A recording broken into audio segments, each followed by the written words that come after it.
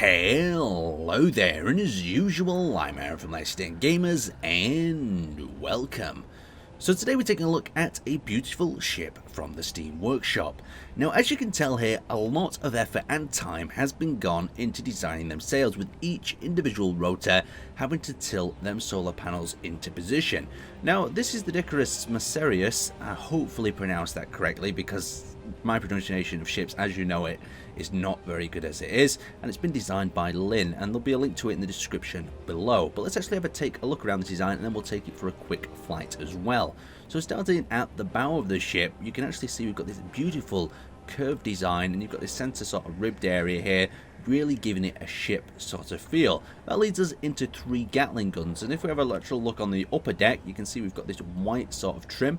We've got 2 weapons that are probably going to be designed to take out other ships' sails. And you can see, if we actually have a look over here, we've got the beginning of the very complex mast work that we're going to cover in a minute, because it just seems to go on and on and on.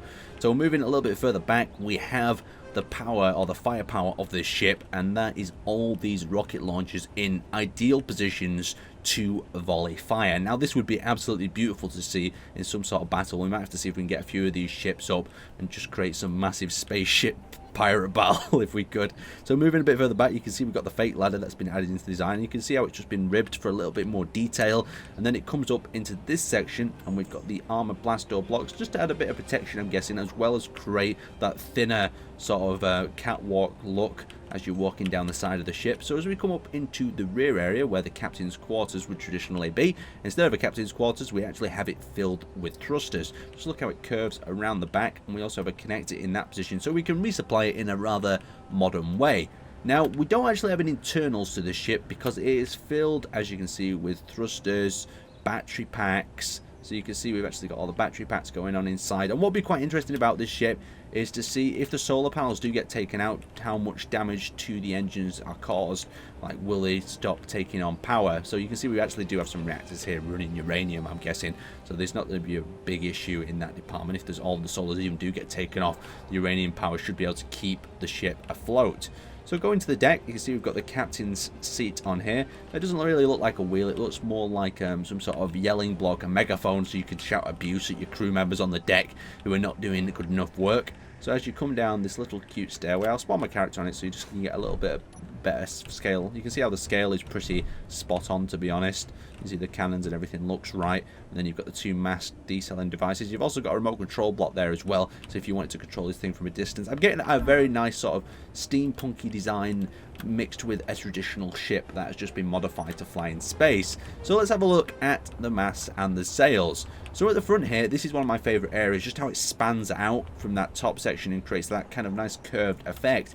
So we've got double solar panels on either side of the ship, as you can see there, and the rotor that connects them up has been connected to this point at the top. So they're in a rather sturdy position.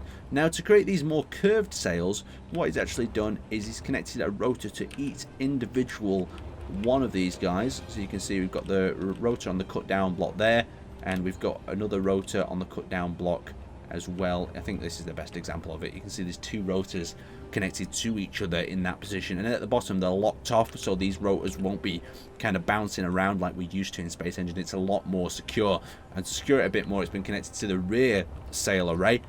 You can see there, and there, and it's been locked into position there as well. But I really like these cut down solar panels that have just been used as like a climbing sort of device. You can imagine climbing up to the top, looking out for enemy ships on the horizon. I mean, it's a bit easier since we're actually up in the air in this case, but just really cool. And then you've got the rear section that would be traditionally used to sort of direct the wind left and right. So you can see it'd be on this little pole here to spin out. If you do any sailing, you can direct your ship in a different direction.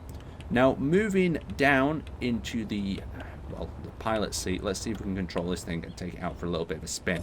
So we finally found ourselves the remote control block after looking through the various blocks in different languages, and now we have ourselves control. And as I expected, the sails are pretty much holding on extremely well. Let's have a look at our actual acceleration. So we've got quite a good acceleration. Let's have a look at our deacceleration. Quite slow, but quite cool. Let's see if we can actually maneuver quite well with this ship. Let's see if we can take it down for a low flyby on these trees. So that's the view we get from the captain's seat. Quite cool. Let's take our buttons off. Let's try not to scrape into the ground. Oh god, we've done it anyway. Oh! Oh, right, we've got a little bit of a dint in, though. Well, I'd call it a little bit more than a dint. Yeah, the ship does perform quite well, though. We've got enough thrust and whatnot. Oh, God, we've got like a bouncing ship now because the thrusters are not at the correct angles. There we go. Right, we're back up into the air. So you can see we've got a massive tear in the hull, exposing some quite important factors. Let's actually have a crash with the actual sails as well, just to see how well them rotors behave. Now, we might just get the game completely crashing here. We'll just see. Let's ram into the ground there. Oh, actually, it did quite well. So there we go. We are now shipwrecked on an alien planet. Anyway, I'd like to thank you guys for watching. And check this link out to the ship in the description yourself. And maybe if you want to see it, I'll give this a battle with a few friends later.